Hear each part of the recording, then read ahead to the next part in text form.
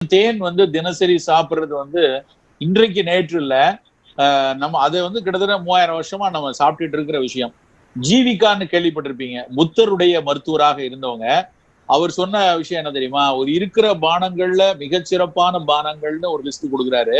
அந்த பானங்கள்ல அவர் சொல்றது நீர்த்த தேன். தேனை எடுத்து 100 ml தண்ணியில கலந்து, இப்ப நிறைய பேர் வெயிட் குறைக்கிறதுக்கெல்லாம் வெது வெதுப்பான தண்ணியில வெந்நியை கலக்கிறது, இந்த பழக்கம் இன்னைக்கு நேத்து வந்தது இல்ல, 3000 வருஷமா இருக்கு.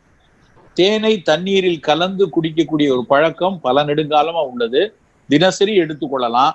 தேனை சின்ன பிள்ளைகளுக்கெல்லாம் எப்பெல்லாம் இனிப்பு ஆசைப்படுதுங்களோ அப்ப நாக்குல தடை விடலாம். ஒரு இட்லிக்கு தோசைக்கெல்லாம் சின்ன பிள்ளைல சாப்பிட்டா தப்பு இல்லை.